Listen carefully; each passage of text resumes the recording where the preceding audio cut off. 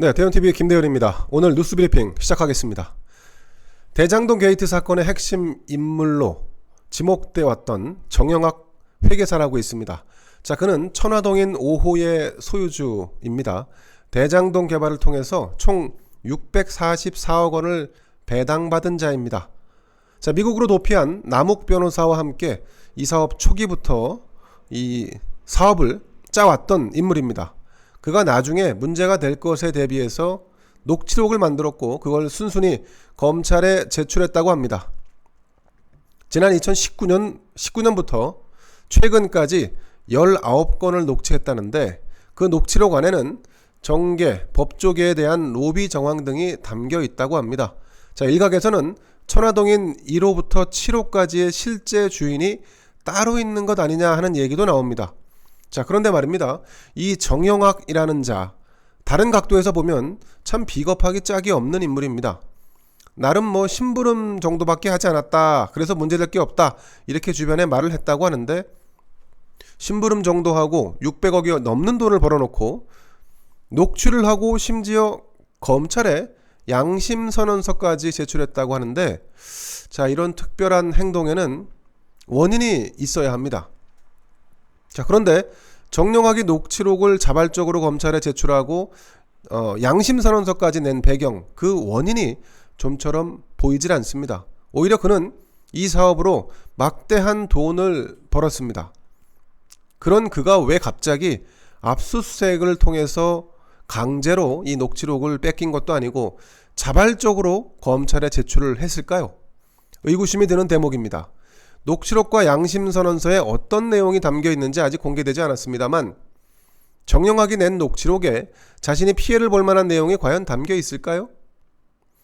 이 녹취 시점이 2019년 이후라고 하는데, 이때는 대장동 설계자를 자처해온 이재명이 성남시장을 그만둔 지 수년이 지난 이후의 일입니다.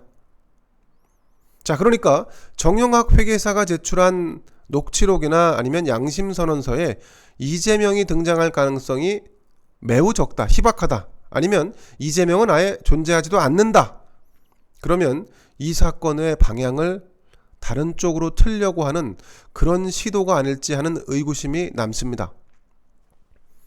정영학은 제가 볼 땐 일관성도 없습니다. 만약에 녹취를 했다면 이 사업 초기, 그러니까 자기가 얼마의 수익 배분을 가져갈지 이런 거를 논의할 때, 이를테면 계약서를 쓸 때, 이게 제일 중요한 타이밍이지 않습니까? 그때는 녹취를 안 했고 2019년 돈을 다 챙겨 먹고 나서 녹취를 했다? 좀 수상한 대목입니다. 자, 또 다른 핵심 인물이 있습니다. 유동규라고요. 성남도시개발공사의 사장 대리까지 지낸 인물입니다. 이재명의 최측근으로 통하고 대장동 사업 개발 당시 이거를 주체적으로 추진한 인물인데, 나중에 경기도 산하기관인 경기관광공사 사장도 지냈습니다. 이거 이재명이 갖다 앉힌 거죠. 그런데도 불구하고 이재명은 자신과 가깝지 않다는 궤변을 늘어놓고 있습니다. 어제 검찰이 유동규 자택을 압수수색을 나가니까 휴대폰을 창밖으로 던져버렸다는 거 아닙니까? 이 휴대폰 매우 중요한 증거 자료인데 결국 못 찾았다고 합니다. 그리고 압수수색이 나왔는데도 불구하고 유동규는 침대에 누워서 이불을 덮고 있었다고 하는군요. 참 기이한 행동입니다. 둘 중 하나일 겁니다. 정신이 온전치 못하거나 압수수색이 나올 거를 미리 알고 만반의 준비를 다 했거나, 결정적 증거인 휴대폰을 창밖으로 던진 걸 보면 정신은 온전한 것 같습니다. 그렇다면 증거인멸 등 압수수색에 철저하게 대비했다고 볼 수밖에 없는 대목입니다. 대장동 사건을 수사하는 검찰 수사팀, 이 검사들이 과연 수사를 잘할 수 있을까요? 그렇지 않을 것 같습니다. 여당에는 유리하고 야당에는 불리한 편향된 수사가 이어질 것이라는 이런 우려가 나오고 있습니다. 왜냐하면 수사 라인이 수상합니다. 우선 법무부 장관이 박범계 아닙니까? 이 사람 국정감사 때 소위 꼴통이라는 얘기까지 들어가면서 뼛속까지 민주당 사람입니다. 자, 대장동 사건을 지휘하는 서울중앙지검장 이정수, 이 사람 박범계 장관의 남강고 후배, 측근이죠. 김태훈 차장검사, 추미애 전 장관의 징계 국면에서 법무부 검찰과장을 지냈던 인물입니다. 자, 유경필 부장검사, 이정수 지검장의 측근이고 울산시장 선거 개입 의혹 사건 관련 송철호 시장의 사위 김영준 부부장도 수사팀에 포함되어 있다 합니다. 여기에 김호수 검찰총장, 이 양반 친정권 성향이 강해서 감사원 감사위원으로도 부적격 탈락했던 인물입니다. 여러분, 이런 수사 라인에서 과연 공명정대한 수사 결과가 나올 수 있을까요? 아니, 수사는 제대로 지금 하고 있는 겁니까? 정영학이나 유동규의 수상한 행동을 볼 때 검찰 수사 강한 의구심이 들 수밖에 없습니다.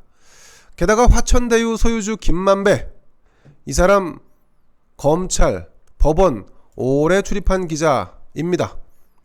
주변을 전관으로, 그러니까 고위직을 지낸 검사, 고위직을 지낸 판사로 병풍을 쳤습니다.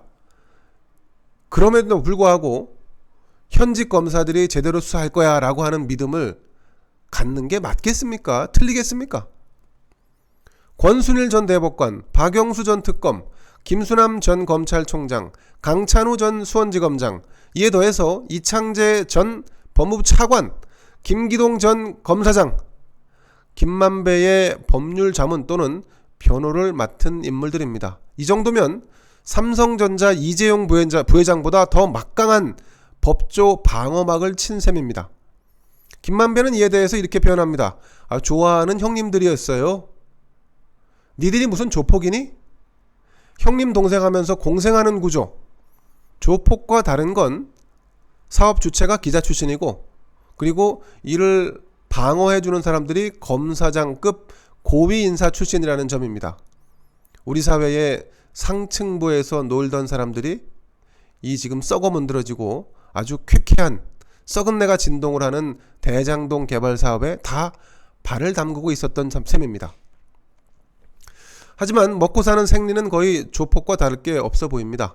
김만배가 업자로 변신해서 대박나는 부동산 사업을 물었고, 그런 김만배 주변에 파리떼 끓듯 모여들어서 돈 받고 법률적 보호막을 쳐준 전직 검사와 판사들, 이런 검사들, 범죄자도 물론 변호를 받을 권리가 있습니다만, 하지만 문제가 훤히 들여다보이는 이 거대한 개발 사업, 눈 감고 발 담그면서 호영호재한 전관들, 이런 자들은 절대로 변호사를 못해 먹도록 변호사 자격증을 박탈해야 합니다. 자, 여러분, 최근 정치판을 뒤흔든 대형 사건 두 가지를 뽑으라면 고발사주 의혹과 대장동 게이트일 겁니다. 고발사주 의혹은 야권의 대선주자 1위 윤석열을 겨냥한, 대장동 게이트의 몸통은 여권의 대선주자 1위 이재명이 연루되어 있습니다. 두 사안의 핵심 인물이 그런데 공교롭게도 모두 한국일보 사회부 기자 출신이라는 점입니다. 이런 우연의 일치가 있을까요? 화천대유 소유주 김만배, 고발사주 의혹을 최초 보도한 인터넷 매체 뉴스버스의 대표 이진동, 두 사람은 공교롭게도 같은 해 한국일보에서 한솥밥을 먹기 시작합니다. 법조 전문 기자로 성장합니다. 지난 1992년 두 사람은 한국일보 사회부에 공채로 입사를 합니다. 대학은 김만배가 성균관대, 이진동이 연세대로 각기 다르지만 검찰과 법원을 주무르던 법조 전문 기자라는 공통점이 있습니다. 그것도 같은 해에 입사를 했군요. 자, 검사나 판사만큼 법리 이해가 빠르고 사건을 구성하거나 추진력이 남다르다는 또 다른 공통점이 있습니다.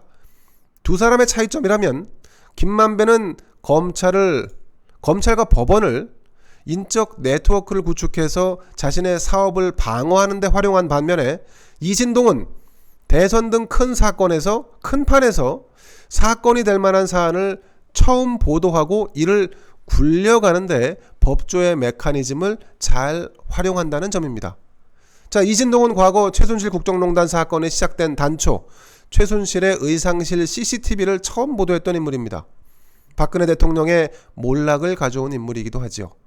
이번 대선판을 흔드는 두 사건, 고발사주 의혹과 대장동 게이트, 모두 한국일보 법조기자 출신의 김만배와 이진동에 의해서 시작되었다 해도 과언이 아닙니다. 이것도 기막힌 우연일까요? 대장동 게이트 사건에서 이진동의 이름까지 등장한다면, 그가 만약 판교에 거주하고 있다면, 그것도 대장동에 말이죠. 이건 정말 대박 사건이 아닐 수 없습니다. 그렇지 않기를 바랍니다. 그런 차원에서 검찰의 수사, 경찰의 수사, 공수처의 수사를 조금 더 지켜보도록 하겠습니다. 뉴스브리핑 여기서 마치겠습니다. 감사합니다.